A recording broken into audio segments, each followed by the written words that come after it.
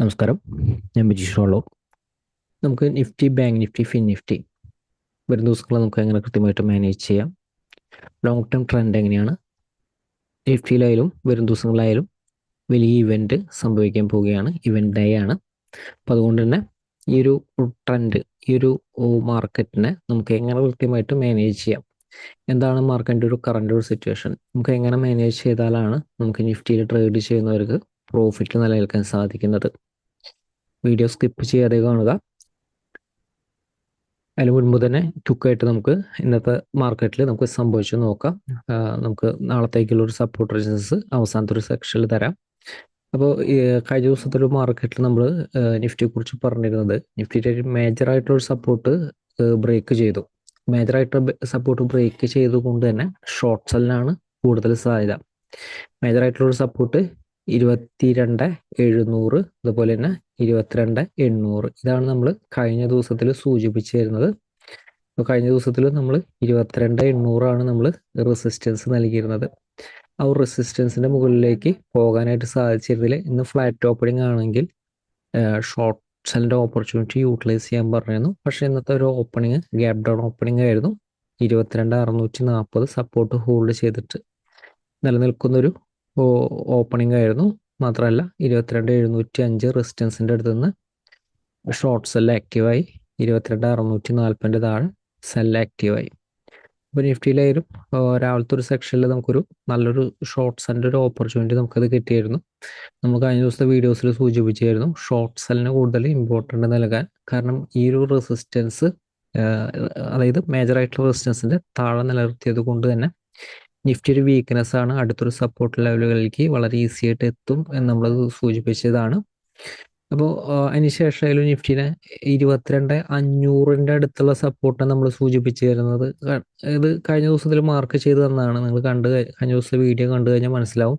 കാരണം ഇവിടെ നിന്ന് ഇങ്ങനെ ബൗൺസ് ചെയ്യാനായിട്ടൊരു സാധ്യതയുണ്ട്. ഈ ഒരു സപ്പോർട്ടുകളൊക്കെ നമ്മൾ അതുകൊണ്ട് തന്നെ അങ്ങനത്തെ ഒരു പ്ലാനാണ് നൽകിയിരുന്നത്. 22,575 ഈ ഒരു സപ്പോർട്ട്, അതുപോലെ തന്നെ 22,535 ഒരു സപ്പോർട്ടിൽ നിന്നൊക്കെ നിഫ്റ്റിയിൽ ബൗൺസ് വന്നിരുന്നു. അതിനുശേഷം 22,530 താഴെ സസ്റ്റെയിൻ ചെയ്തപ്പോൾ അടുത്തൊരു സപ്പോർട്ട് ലെവൽ കഴിഞ്ഞ ദിവസം നൽകിയിരുന്നില്ല. ഇതിൻ്റെ താഴെ സപ്പോർട്ട് ലെവലുകൾ മുൻ വീഡിയോസിൽ നൽകിയിട്ടുണ്ട്. സപ്പോർട്ട് ലെവലുകൾ, ലോവർ ലെവൽ എക്സാക്റ്റ് സപ്പോർട്ട് ലെവലുകൾ നൽകിയിട്ടുണ്ട്. അപ്പോൾ എക്സാക്റ്റ് ആയിട്ട് ആ ഒരു സപ്പോർട്ടിൽ നിന്ന് ബൗൺസ് ചെയ്ത് നിങ്ങൾക്കത് കാണാനായിട്ട് സാധിക്കും. ഈ ഒരു ക്ലോസിങ് നിഫ്റ്റി ഈ ഗ്രാഫ് കുറച്ചൊരു എറർ ഉണ്ട്. കാരണം ഇതെല്ലാം മിസ്റ്റേക്ക് ഉണ്ട്. നിഫ്റ്റിയുടെ ഒരു ക്ലോസിങ് വ്യത്യാസമുണ്ട്. നിഫ്റ്റി ക്ലോസ് ചെയ്തിരിക്കുന്നത് 22,488 നിഫ്റ്റി ക്ലോസ് ചെയ്തിരിക്കുന്നത്.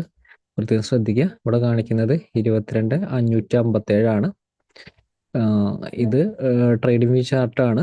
ഞാൻ നിഫ്റ്റി 22,488 ക്ലോസ് ചെയ്തതനുസരിച്ചാണ് ട്രേഡിംഗ് പ്ലാൻ നൽകുന്നത്.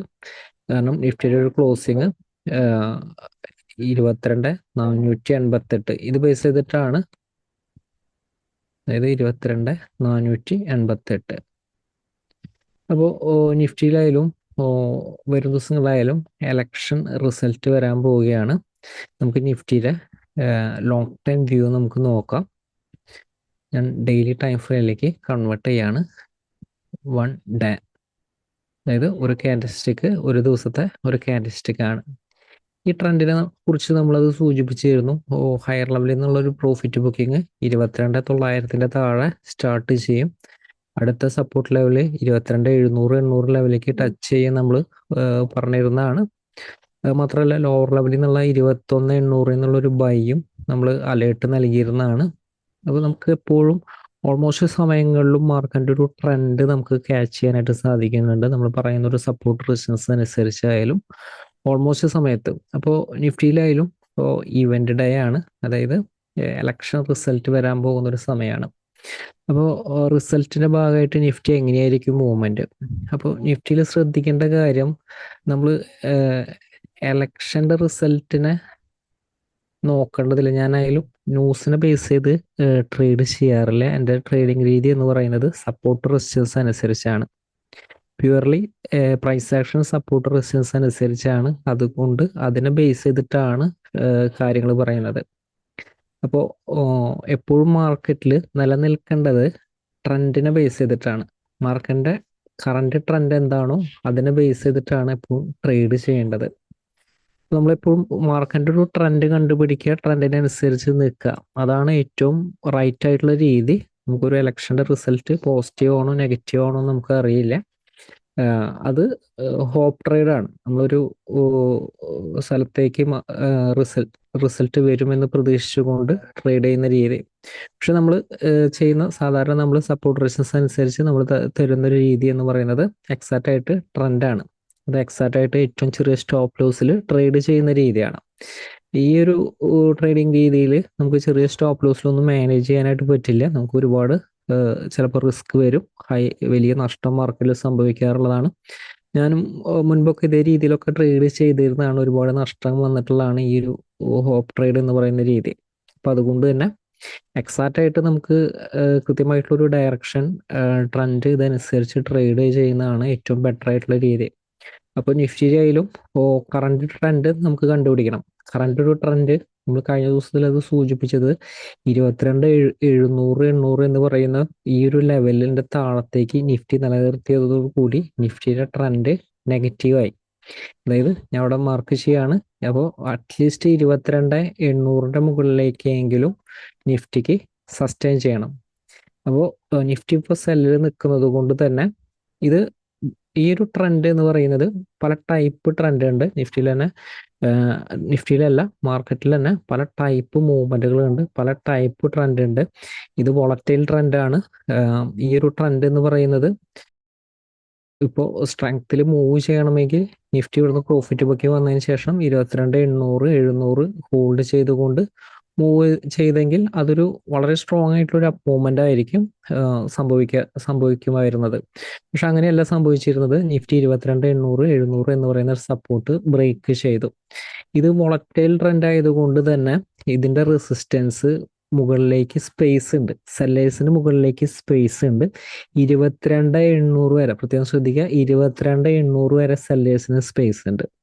അപ്പോൾ 22,800 മുകളിലേക്ക് സസ്റ്റെയിൻ ചെയ്താലാണ് ബയേഴ്സിന് ചെറിയ, അതായത് നിഫ്റ്റി ഡെയിലി ക്യാൻഡിലാണെങ്കിൽ ഹോൾഡിംഗ് ബേസിസിൽ 22,800 മാത്രമല്ല, പുതിയ റെസിസ്റ്റൻസും ക്രിയേറ്റ് ചെയ്തിരിക്കുകയാണ് 23,100. ഇതൊരു റേഞ്ച് റെസിസ്റ്റൻസ് ആയിട്ട് ആക്ട് ചെയ്യും 23,100. അപ്പോൾ ഇത് വോളറ്റൈൽ ട്രെൻഡ് ആയതുകൊണ്ട് തന്നെ ഈ ഒരു ട്രെൻഡിന് മുകളിലേക്ക് ഇതുവരെ സ്പേസ് ഉണ്ട്. 22,800 റേഞ്ചിന്റെ ഉള്ളിൽ നിന്നിട്ടാണ് നിഫ്റ്റിയുടെ ഒരു ഡിസിഷൻ നമുക്കത് പറയാനായിട്ട് സാധിക്കുള്ളൂ. ഇതിന്റെ മുകളിലേക്ക് സസ്റ്റെയിൻ ചെയ്യുന്നില്ലെങ്കിൽ നിഫ്റ്റി ഈ ഒരു റേഞ്ചിൽ നിന്ന് നിഫ്റ്റിയിൽ വീണ്ടും ഫാള് സ്റ്റാർട്ട് ചെയ്യും. ഫാള് സ്റ്റാർട്ട് ചെയ്താൽ നിഫ്റ്റിയിൽ പിന്നെ അടുത്തൊരു സപ്പോർട്ടുകൾ വരുന്നത് കുറച്ചൊരു ദൂരെയാണ് സപ്പോർട്ടുകൾ വരുന്നത്. അതായത് 22,000 താഴെയാണ് സപ്പോർട്ടുകൾ വരുന്നത്. ഇത് മെയിൻ ആയിട്ടുള്ളൊരു സപ്പോർട്ടാണ്. ഇൻ കേസ് നിഫ്റ്റിയിൽ മേജർ ആയിട്ടുള്ളൊരു മൂവ്മെന്റുകൾ വന്നു കഴിഞ്ഞാൽ, വലിയൊരു മൊമെന്റം വന്നു കഴിഞ്ഞാൽ ശ്രദ്ധിക്കണം. അപ്പോൾ ഇൻ കേസ് പ്രോഫിറ്റ് ബുക്ക് ചെയ്യാനായാലും 22,700 ഏരിയ സപ്പോർട്ടാണ്. അപ്പം അതേപോലെ തന്നെ ആ ഒരു ഏരിയ കഴിഞ്ഞാൽ നിഫ്റ്റിയുടെ അടുത്തൊരു സപ്പോർട്ട് കാണുന്നത് 21,150, അതുപോലെ തന്നെ 21,130 ഈ ഒരു റേഞ്ചാണ്. അപ്പോൾ വരും ആഴ്ചകളിലായാലും അല്ലെങ്കിൽ വരും ദിവസങ്ങളിലായാലും ലോവർ ലെവലിൽ ശ്രദ്ധിക്കേണ്ട ഒരു ഇമ്പോർട്ടൻ്റ് റേഞ്ചുകൾ ഇതൊക്കെയാണ്. അപ്പോൾ ഈ ഒരു റേഞ്ച് ഒന്ന് ശ്രദ്ധിക്കാം. ഇനി നിഫ്റ്റിയിലെ അടുത്തൊരു സാധ്യത എന്ന് പറയുന്നത്, നിഫ്റ്റി ഇൻ കേസ് ഇതിൻ്റെ ഒരു മുകളിലേക്ക് സസ്റ്റെയിൻ ചെയ്തു, 22,800 മുകളിലേക്ക് സസ്റ്റെയിൻ ചെയ്തിട്ടുണ്ടെങ്കിൽ നിഫ്റ്റിയുടെ സ്റ്റോപ്പ് ലോസ് എന്ന് പറയുന്നത് 22,800 തന്നെയാണ് കീപ്പ് ചെയ്യേണ്ടത്. ബൈ ഓപ്പർച്യൂണിറ്റി യൂട്ടിലൈസ് ചെയ്യുന്നത്. പക്ഷേ എപ്പോഴും വലിയൊരു ക്വാണ്ടിറ്റിയിൽ ബൈ ചെയ്യുന്നത് സേഫ് അല്ല. കാരണം 22,800 23,100 എന്ന് പറയുന്ന റേഞ്ചാണ്. അപ്പോൾ 23,100 മുകളിലേക്കും കൂടി സസ്റ്റെയിൻ ചെയ്താൽ കുറച്ചും കൂടി മുകളിലേക്കൊരു സ്ട്രെങ്ത് ഉണ്ടായിരിക്കും. പക്ഷെ സപ്പോർട്ട് സ്റ്റോപ്പ് ലോസ് എന്ന് പറയുന്നത് 22,800 ആണ് സ്റ്റോപ്പ് ലോസ്. ഇതിന് മുകളിൽ പിന്നെ വേറെ റെസിസ്റ്റൻസുകൾ 23,200, അതായത് 100 പോയിന്റ് ഡിഫറൻസിൽ തന്നെ റെസിസ്റ്റൻസുകൾ ഉണ്ട്. പിന്നെ 23,200 മുകളിലേക്ക് സസ്റ്റെയിൻ ചെയ്യണം. 23,200 മുകളിൽ നിഫ്റ്റി സസ്റ്റെയിൻ ചെയ്താൽ കുറച്ചും കൂടി ഒരു സ്ട്രെങ്ത് ഉണ്ട് നിഫ്റ്റിയിൽ. 23, ഇത് 23,200 ഹോൾഡിംഗ് ബേസിസിൽ നിലനിർത്തണം. ഹയർ ലെവൽ റെസിസ്റ്റൻസ് 23,200 പ്രത്യേകം ശ്രദ്ധിക്കുക, ഹോൾഡിംഗ് ബേസിസിൽ നിലനിർത്തണം. നമ്മൾ മുൻ വീഡിയോസിൽ പറഞ്ഞിരിക്കുന്ന റെസിസ്റ്റൻസുകളാണ്. അപ്പോൾ ഈ റെസിസ്റ്റൻസുകളൊക്കെ നോട്ട് ചെയ്യാം എക്സാക്റ്റ് ആയിട്ട്. ഇത് പറയുന്നത് ലോങ് ടൈം വ്യൂ ആണ്, അതുകൊണ്ട് തന്നെ ഡെയിലി ക്യാൻഡിൽസ്റ്റിക്കിനെ ബേസ് ചെയ്തിട്ടാണ്. സിംഗിൾ ക്യാൻഡിൽസ്റ്റിക്, ഇതൊരു ഡെയിലി ക്യാൻഡിൽസ്റ്റിക് ആണ്. ഡേ എന്ന് പറയുന്ന ടൈം ഫ്രെയിമിൽ വരുന്ന ഒരു ക്യാൻഡിൽസ്റ്റിക് ആണ്. അതിനനുസരിച്ചാണ് തീരുമാനങ്ങൾ എടുക്കേണ്ടത്. നമ്മൾ കഴിഞ്ഞ ദിവസത്തിൽ നിഫ്റ്റിയുടെ ഒരു ക്ലോസ് ചെയ്തത് നെഗറ്റീവ് ആയിരുന്നു, നമ്മുടെ സപ്പോർട്ടിനോട് താഴെയായിരുന്നു. അതിന് മുൻപ് തന്നെ 22,900 താഴെ തന്നെ ക്ലോസ് ചെയ്തപ്പോൾ തന്നെ നമ്മൾ ഹയർ ലെവലിൽ നിന്ന് അലേർട്ട് നൽകിയിരുന്നു. പ്രോഫിറ്റ് ബുക്കിംഗ് അതിൻ്റെ താഴെ നിഫ്റ്റിയിൽ സ്റ്റാർട്ട് ചെയ്യും. ബയേഴ്സ് അതിൻ്റെ മുകളിൽ നമ്മൾ നൽകിയിരുന്നത് 900 മുകളിലാണ് ബയേഴ്സിന് സ്ട്രെങ്ത് കിട്ടുള്ളൂ. അത് കഴിഞ്ഞാൽ ബയേഴ്സിന് സ്ട്രെങ്ത് കിട്ടില്ല. ഇതൊക്കെ നമ്മൾ അലേർട്ട് തന്നാണ്. അപ്പോൾ നമ്മൾ പറയുന്ന ഒരു സപ്പോർട്ട് റെസിസ്റ്റൻസ് ആയാലും, ഇപ്പോൾ നിഫ്റ്റി ഇവന്റ് ഡേ ആയാലും എത്ര വലിയൊരു ന്യൂസ് മാർക്കറ്റിൽ സംഭവിച്ചാലും അത് സപ്പോർട്ട് റെസിസ്റ്റൻസ് ട്രെൻഡ് അനുസരിച്ചാണ് മൂവ് ചെയ്യുക. കാരണം മാർക്കറ്റിൽ ഏറ്റവും കൂടുതൽ പൊസിഷൻ വന്നിരിക്കുന്നത് എവിടെ നിന്നാണ്? സപ്പോർട്ടിൽ നിന്നാണ്. അതിനനുസരിച്ചാണ് മാർക്കറ്റിന്റെ ഒരു മൊമെന്റം വരുന്നത്.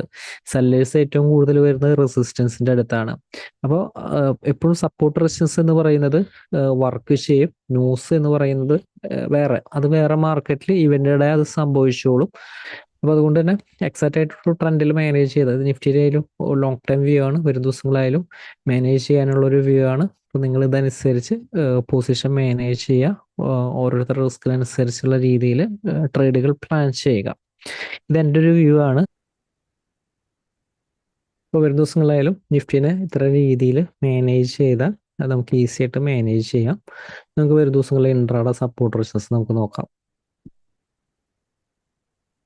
പ്രത്യേകം ശ്രദ്ധിക്കാം, സപ്പോർട്ട് റെസിസ്റ്റൻസുകൾ ഡീറ്റെയിൽ ആയിട്ടുള്ള സപ്പോർട്ട് റെസിസ്റ്റൻസുകൾ നൽകിയിട്ടുണ്ട്. മാർക്കറ്റിൽ വരും ദിവസങ്ങളിലായാലും സ്ട്രോങ് ആയിട്ട് നിലനിർത്താനായിട്ട് സാധ്യമായിട്ടുള്ള സപ്പോർട്ട് റെസിസ്റ്റൻസുകൾ മാനേജ് ചെയ്യേണ്ട രീതികൾ ശ്രദ്ധിക്കുക. നിഫ്റ്റിയിലായാലും 22,530, 575 ആണ് ഈ ഒരു ലെവലിലെ സപ്പോർട്ട് റെസിസ്റ്റൻസ് വരുന്നത്. അപ്പോൾ നിഫ്റ്റി ഓപ്പൺ ചെയ്യുന്ന 530 മുകളിലാണെങ്കിൽ ബൈക്കാണ് സാധ്യത. 530 താഴെ ഒരു ക്യാൻഡിൽ ക്ലോസ് ചെയ്യാതെ ഷോർട്ട്സ് ആൻഡ് ഓപ്പർച്യൂണിറ്റി യൂട്ടിലൈസ് ചെയ്ത് 530, 575 എന്ന് പറയുന്ന റേഞ്ച് റെസിസ്റ്റൻസിന്റെ മുകളിലേക്ക് 22,575 മുകളിലേക്ക് നിലനിർത്തിയാൽ ബൈർ ഓപ്പർച്യൂണിറ്റി യൂട്ടിലൈസ് ചെയ്യാം. അടുത്ത റെസിസ്റ്റൻസ് 640 ഓപ്പൺ ചെയ്യുന്നത് 640 റെസിസ്റ്റൻസിന് മുകളിലാണെങ്കിൽ ബൈക്ക് ഇമ്പോർട്ടർ നൽകുക 710. ഓപ്പൺ ചെയ്യുന്ന വലിയ ഗ്യാപ്പ് അപ്പ് ഓപ്പണിംഗ് ആണ്. 710 മുകളിലാണെങ്കിൽ 710 ബ്രേക്ക് ചെയ്താൽ ഷോർട്ട്സ് ആൻഡ് ഓപ്പർച്യൂണിറ്റി യൂട്ടിലൈസ് ചെയ്യാം. 640 അടുത്ത സപ്പോർട്ട് 22,575, 530. ഓപ്പൺ ചെയ്യുന്നത് 710 മുകളിലാണെങ്കിൽ 730 ബ്രേക്ക് ചെയ്യാനായിട്ട് വെയിറ്റ് ചെയ്യുക. 730 മുകളിലേക്ക് സസ്റ്റെയിൻ ചെയ്താലാണ് കുറച്ച് സ്ട്രെങ്ത് മാർക്കറ്റിൽ കിട്ടുക. ഈ മാർക്ക് ചെയ്യുന്നത് സ്ട്രോങ് ആയിട്ടുള്ള റെസിസ്റ്റൻസുകളാണ്. 22,710, അതുപോലെ തന്നെ 22,800,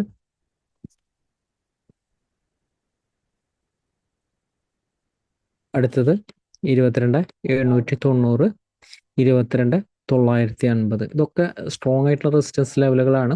അപ്പോൾ നിഫ്റ്റിക്കായാലും ഇതനുസരിച്ച് സപ്പോർട്ട് റെസിസ്റ്റൻസ് അനുസരിച്ച് മാർക്കറ്റിൽ എന്ത് ഇവൻ്റായി വന്നാലും ഈ ഒരു സപ്പോർട്ട് റെസിസ്റ്റൻസ് അനുസരിച്ച് മാനേജ് ചെയ്യുക. വളരെ ഈസി ആയിട്ട് നമുക്ക് മാനേജ് ചെയ്യാനായിട്ട് സാധിക്കും. അതായത് തൊട്ടടുത്തൊരു സപ്പോർട്ട് റെസിസ്റ്റൻസ് ആണെങ്കിൽ ശ്രദ്ധിക്കേണ്ടത്, നമ്മൾ പല ദിവസങ്ങളിലെ വീഡിയോസിൽ പറയാറുണ്ട്, ആ ഒരു റേഞ്ച് ബ്രേക്ക് ചെയ്യാനായിട്ട് വെയിറ്റ് ചെയ്യുക. അതായത് ഇപ്പോൾ ഇവിടെ കാണിച്ചിരിക്കുന്നത് 22,710, 730 ഇടയിലാണെങ്കിൽ ആ റേഞ്ച് ബ്രേക്ക് ചെയ്താലാണ് ബൈർ ഓപ്പർച്യൂണിറ്റിയോ ഷോർട്ട്സ് ആൻഡ് ഓപ്പർച്യൂണിറ്റിയോ യൂട്ടിലൈസ് ചെയ്യേണ്ടത്. അതായത് ഇന്നത്തെ മാർക്കറ്റിന്റെ സിറ്റുവേഷൻ പോലെ, ഇന്നത്തെ ഒരു ഓപ്പണിങ്ങിന്റെ സിറ്റുവേഷൻ പോലെ 705 റെസിസ്റ്റൻസ് ആണ്. അതേപോലെ തന്നെ ഇന്ന് രാവിലെ നൽകിയിരിക്കുന്ന ഈ ഒരു സപ്പോർട്ടും. അപ്പോൾ ഈ രണ്ട് സപ്പോർട്ട് റെസിസ്റ്റൻസ് ലെവലിന്റെ ഉള്ളിലാണ് നിൽക്കുന്നത്. അപ്പോൾ ഈ ഒരു റേഞ്ചിൽ നിന്ന് താഴോട്ട് ബ്രേക്ക് ചെയ്താൽ നമുക്ക് ഷോർട്ട്സ് ആൻഡ് ഒരു ഓപ്പർച്യൂണിറ്റി യൂട്ടിലൈസ് ചെയ്യാം. അപ്പോൾ എപ്പോഴും ആ ഒരു തൊട്ടടുത്ത ആ ഒരു സപ്പോർട്ട് റെസിസ്റ്റൻസ് നൽകുമ്പോൾ അതേ രീതിയിൽ പ്ലാൻ ചെയ്യുക.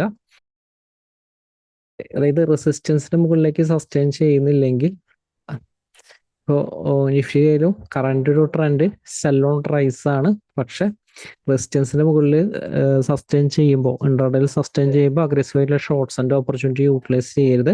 ഇൻ കേസ് റെസിസ്റ്റൻസിന്റെ മുകളിൽ നിന്ന് ബ്രേക്ക് ചെയ്ത് പോയാലും അടുത്ത റെസിസ്റ്റൻസിന്റെ അടുത്തുനിന്ന് മാർക്കറ്റ് ചിലപ്പോൾ പ്രോഫിറ്റ് ബുക്കിംഗ് വന്നേക്കാം. അപ്പം അതുകൊണ്ട് വളരെ ഈസി ആയിട്ട് അത് ഹാൻഡിൽ ചെയ്യുക.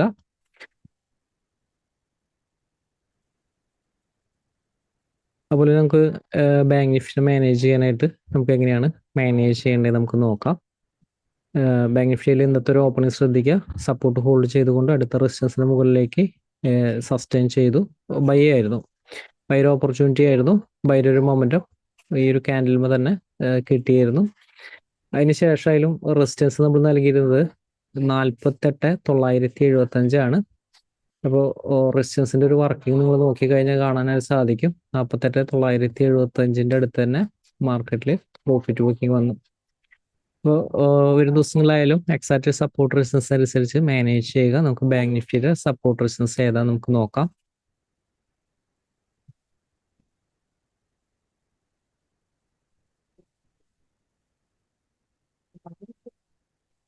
ബാങ്ക് നിഫ്റ്റിയിലും ലോവർ ലെവൽ സപ്പോർട്ടുകൾ കഴിഞ്ഞ ദിവസങ്ങളിൽ മുൻ ദിവസങ്ങളിൽ നൽകിയിരിക്കുന്ന ഒരു സപ്പോർട്ട് റെസിസ്റ്റൻസ് ശ്രദ്ധിക്കാം. ഇപ്പോൾ ബാങ്ക് നിഫ്റ്റിയിലും ഓപ്പൺ ചെയ്തത് 48,850 റെസിസ്റ്റൻസിന്റെ മുകളിലാണെങ്കിൽ ബൈ ഓപ്പർച്യൂണിറ്റി യൂട്ടിലൈസ് ചെയ്യാം. 850 താഴെയാണെങ്കിൽ ഷോർട്ട്സ് ആൻഡ് ഓപ്പർച്യൂണിറ്റി ചെറിയ ടൈമിൽ യൂട്ടിലൈസ് ചെയ്യാവുന്നതാണ്.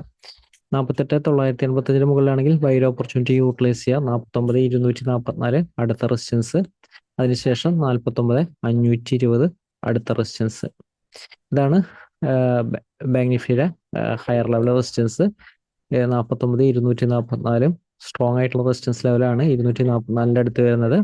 അതുപോലെ തന്നെ 48,985 ഇതൊക്കെ അത്യാവശ്യം സ്ട്രോങ് ആയിട്ടുള്ള ഒരു സപ്പോർട്ട് റെസിസ്റ്റൻസുകളാണ് നൽകിയിരിക്കുന്നത്. മാർക്കറ്റിലെ വലിയൊരു മൊമെന്റം ട്രെൻഡൊക്കെ ക്യാച്ച് ചെയ്യാൻ സാധ്യമായിട്ടുള്ള സപ്പോർട്ട് റെസിസ്റ്റൻസ് ആണ് വരുന്നത്.